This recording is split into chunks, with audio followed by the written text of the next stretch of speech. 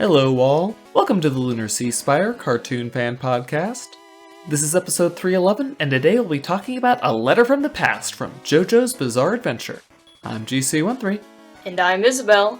Now this is what I wanted out of a Jojo's Bizarre Adventure episode. Oh yeah, this is where the plot starts going.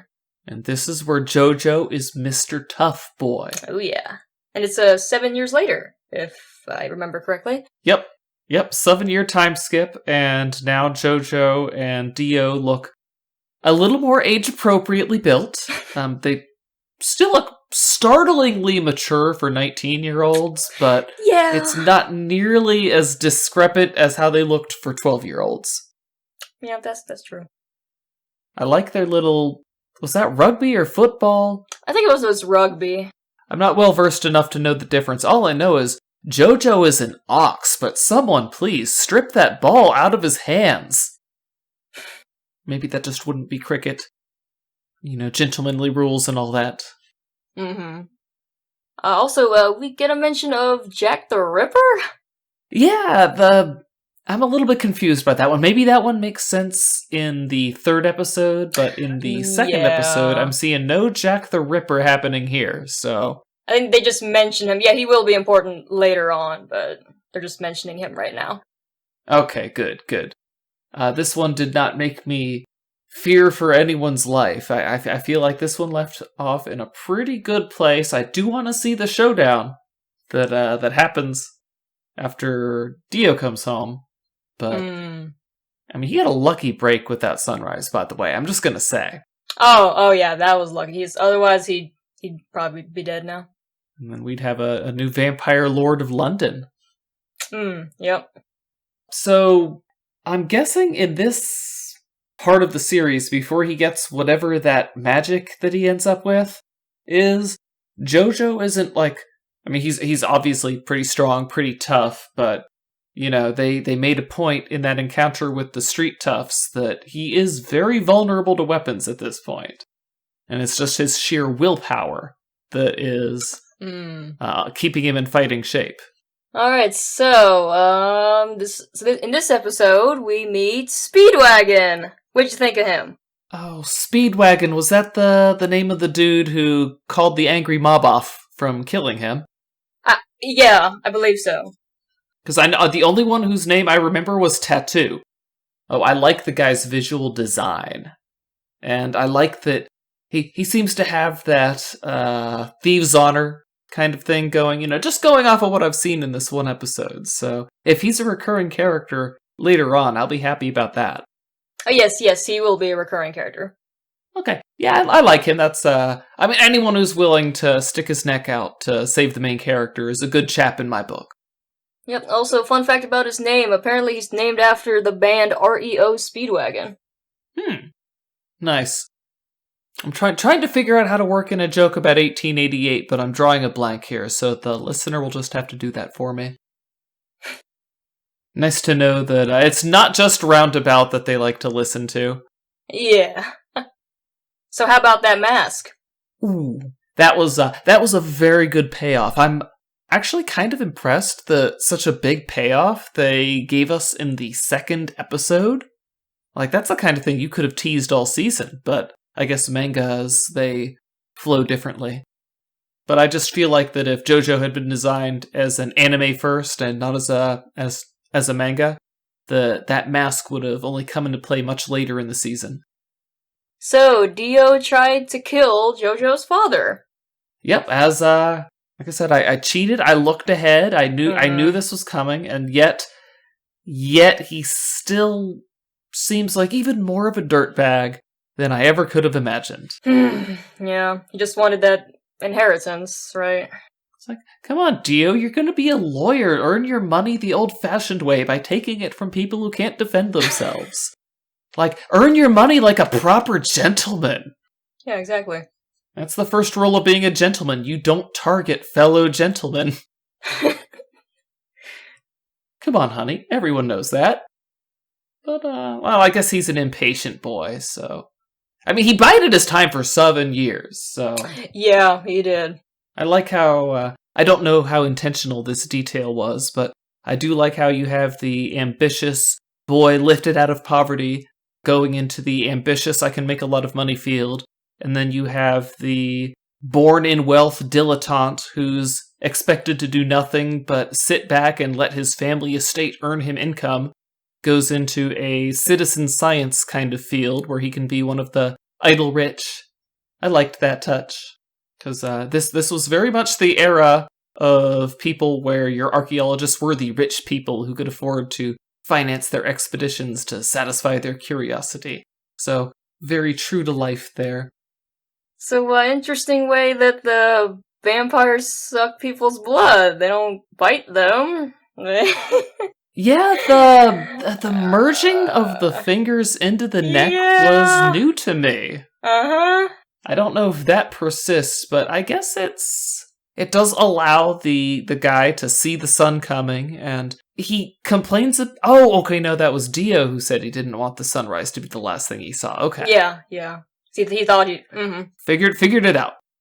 Okay. Because I was wondering, why is the vampire complaining about the sun, but yet showing no response to it until it kills him? I figured it out, because Dio is the one who noticed the sun, and the vampire was too busy gaining his good looks back from at Dio's expense. Mm-hmm. I wonder how often vampires need to feed in the world of Jojo. It's nice that they still have to feed immediately upon becoming turned. Some things never change, I guess. Yep. Just, I don't know if Vampire the Masquerade came up with that one or just codified it, but I think it's the proper way to turn a new vampire. It was nice, though, going back to that rugby game we've decided it was, seeing Jojo and Dio cooperating with one another, even if, neither of them, their heart was in it. At least they know how to play the part of two good brothers. Yes, at least there's that. I mean, I was actually a little bit impressed, though, that... I was like, for sure that they're like, oh, he had to make the pass to Dio, now they're going to give all the credit to him. And it's like, no, they recognized it as a team effort. Teamwork makes the dream work, people. Mm-hmm. See, Dio, this is how far you could have gone if you had just decided not to be a butt. You would have had big, stupid Jojo in your corner for your entire life. It would have been great. Well, actually, he's not stupid. He's just incredibly naive, as, Speedwagon, you said his name was, pointed out. Yes. I like that they used him, of all the people, to point out these character traits in Jojo. And it might be a little bit violating the show don't tell, but, I mean, I guess that works because you're pointing out how naive a character is. Maybe your writing needs to be a little bit naive itself. Perhaps. It just works. I don't know why. I don't know why it works, but it does. It's just they clearly showed him thwomping these guys despite all the serious damage they were doing to him. And even then, he's still like, well, I didn't want to hurt you too bad because, you probably have a family and that would be very mean of me. He's such a good boy. And looking so dapper in his deerstalker cap. Mm-hmm. I wonder if he read Sherlock Holmes.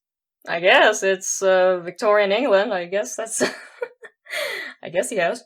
But we don't know what works he likes to read. Maybe Sherlock Holmes is real in Jojo. We don't know that. We don't know. Well, Jack the Ripper is real. Yeah. Like, weren't those actual killings, though? Like, they actually happened? Yeah. Oh, yeah, that's a real thing. It's just, the Jack the Ripper has been so heavily mythologized. There are, 200 different tellings of the story. Because, they never caught the guy, so we have to make up our own answers. Yeah, exactly. Jojo took some very proactive steps to protect his father. He brought in several doctors. Yes. And his father wisely took his son's advice, only accepted medicine from them. He didn't even, the Speedwagon called him naive, but he was wise enough not to... console the butler about what's wrong with my medicine. It's like, it's not you, it's Dio, because that would immediately make his father suspicious. He did what he had to do to protect his father. Yep, that's what a good boy would do. Yep, he's been a good boy, and like I said, he's only naive in certain regards. I think a truly naive person would have been crushed by Dio's little, oh, you're going to spoil our friendship, but, Jojo knew. He had that little narration about how he knew that their friendship was never real. Mm-hmm. mean, I guess, Dio decided to play it cool for 7 years, but, your true attitude seeps through. Let me ask you this. What Dio did towards the end of the episode before he masked that guy, he smashes the dude in the face with what was that, a whiskey bottle?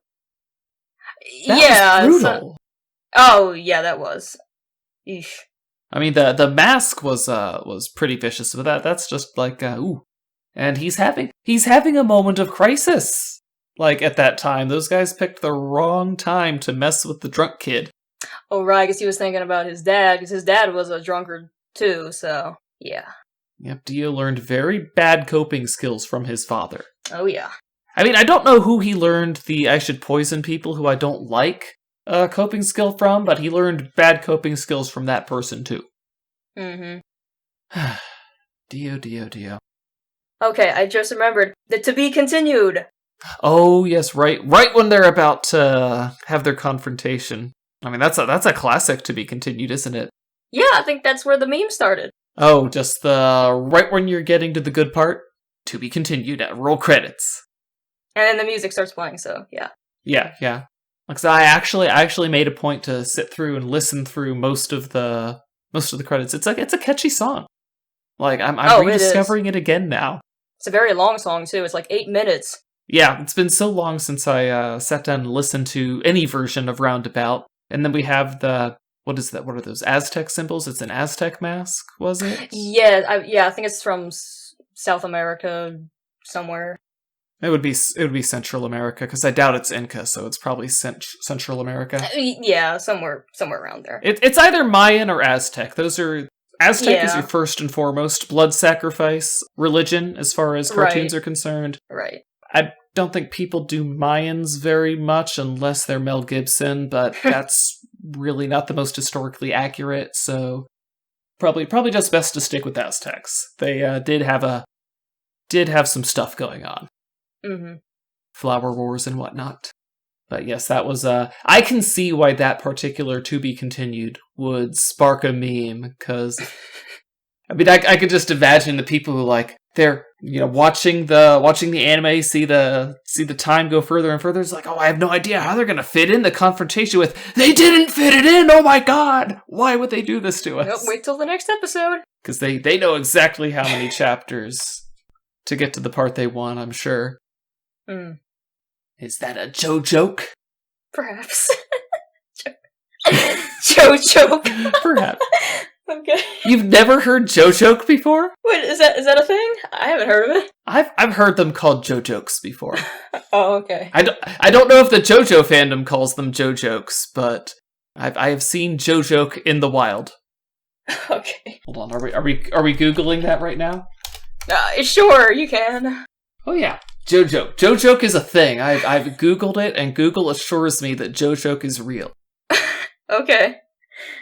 That's my first time hearing it. If your therapist ever tells you that Jojo isn't real and can't hurt you, Jojo is real. And it's waiting in the parking lot. Anyway, guys, that's been us on A Letter from the Past. Join us next week. Until then, I'm GC13. And I'm Isabel. Later, everybody.